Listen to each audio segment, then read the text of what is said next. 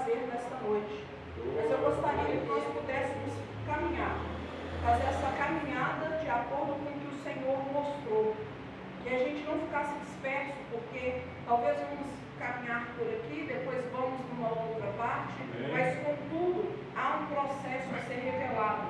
Porque nesta noite nós não vamos falar sobre o vaso e o oleiro, sobre um barro que estava sobre a mesa do oleiro. Hoje nós vamos entender por que o oleiro não desistiu daquele vaso. O que fez aquele oleiro insistir. Nós vamos falar do oleiro que insiste nessa noite. Esse oleiro que continua insistindo em nós, mesmo não sendo merecedores.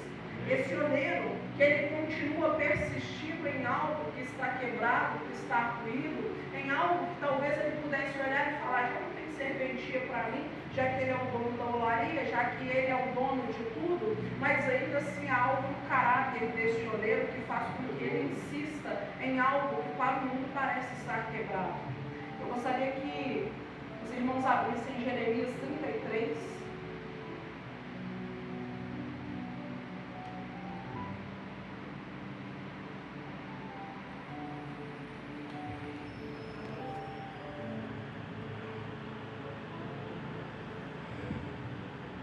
Nós vamos ler o 6, o 7 e o 8. Depois vamos no 14 e no 15. E aqui diz: eis que eu farei vir sobre ela saúde e cura, e o sararei, e lhes manifestarei abundância de paz e de verdade. Removerei o cativeiro de Judá e o cativeiro de Israel, e os edificarei como no princípio, e os purificarei de toda maldade com que pecaram contra mim, perdoarei todas as suas iniquidades com que pecaram contra mim, com que transgrediram contra mim. No 14: eis que vem dias, diz o Senhor, em que cumprirei a palavra boa que falei à casa de Israel e à casa de Judá. Naqueles dias e naquele tempo farei que brote a Davi um renovo de justiça, e ele fará juízo e justiça na terra. Somente até aqui.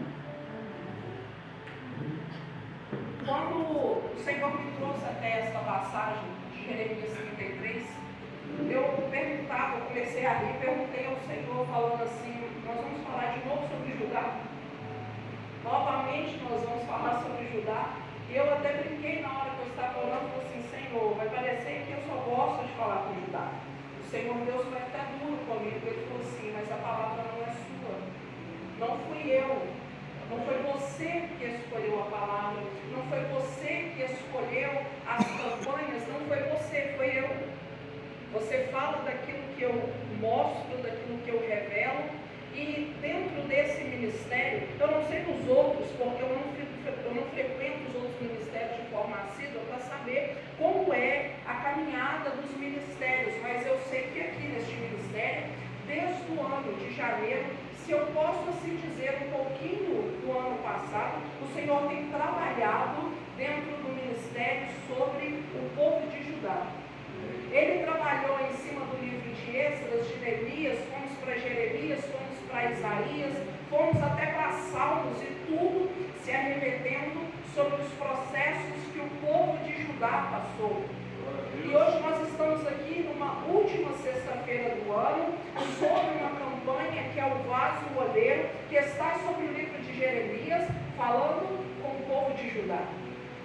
Nós precisamos lembrar que o povo de Judá era o povo escolhido do Senhor. E é aí que nós vamos entender o porquê que o oleiro não desistiu daquele barro. O porquê que ele continuou insistindo naquela obra. Porque quando nós vamos em Jeremias 18, nós vemos ele dizendo assim: Jeremias, desce a casa do oleiro, veja o que ele está fazendo com o barro. Posso eu, será que eu não sou capaz de fazer isso com o meu povo? Será que eu não sou capaz de trazer isto para o meu povo? Será que eu não posso reestruturar o meu povo? Será que eu não posso cuidar do meu povo? Será que eu não posso fazer algo novo no meio deste povo? E ele falava sobre Judá, sobre um povo que já estava ali na iniquidade, um povo que já tinha pecado, se afastado da presença do Senhor. Por isso que Jeremias foi levado à casa do oleiro, porque ele precisava precisava entender qual era o processo que o Senhor queria com o povo. Só que quando nós caminhamos e começamos a entender o porquê que ele estava insistindo, nós vamos pensar em Deus, um Deus que criou céu, terra, que criou o firmamento, que criou o mar, que criou tudo isso que nós vemos hoje, um Deus tão grande, tão poderoso, um Deus que poderia descartar aqueles que pecam, aqueles que estão quebrados e destruídos, aqueles que estão se afastando da presença. Ele poderia fazer isso, mas não faz. Aí ele vai e faz um plano de salvação e traz Jesus e cria um caminho para que nós pudéssemos ser alcançados. Ele não desistiu de nós, assim como não desistiu de Judá. Nós não somos Judá, mas essa é a palavra do Senhor, e o que Ele fala é para que nós possamos entender aquilo que o Senhor quer que nós venhamos tomar como posicionamento. Porque muitas das vezes nós estamos vindo de uma longa caminhada, aonde nós estamos quebrados, machucados e feridos, aonde nós estamos nos sentindo até perdidos, e a gente olha e fala assim: tudo que eu queria era que o Senhor mudasse a minha sorte, como foi a de Jó. Eu queria muito que o Senhor reestruturasse. Oramos pedindo ao Senhor, eu peço ao Senhor que transforma, o Senhor que muda. Levanta o meu ministério, transforma a minha casa, a minha família, transforma a minha realidade. Nós pedimos muito ao Senhor, e aí quando a gente pede ao Senhor, aí Ele vem e fala: ei, peraí, estão me dando liberdade? E Ele pega com todo o amor que Ele tem, e Ele vem e fala: então eu vou trazer um plano para moldar esta realidade que meu filho tanto está pedindo. E aí Ele começa a criar um plano, e essa é a nova forma que o oleiro vai começando. Ele olha e fala: poxa, aqui não é legal, esta forma já não é mais legal, desta forma já não é mais legal. E aí quando nós vemos o agir do Senhor, a gente começa: peraí, não foi bem assim que eu pedi. Não, peraí, que no processo eu não sabia que eu ia ter que ser mexido nessa parte. Eu não sabia que eu tinha que ser mexido em outras partes. Eu não sabia que eu ia ter que abrir mão. Eu não sabia que eu ia ter que descer mais embaixo. Eu não sabia que eu ia ter que reconhecer os meus erros. E aí nós vamos lá no livro de Isaías 45:9, aonde ele pega e diz assim: só um momento, vou ler para não sair de forma nenhuma do que o Senhor falou. Ai daquele que contende com o seu Criador, capo entre outros capos de barro.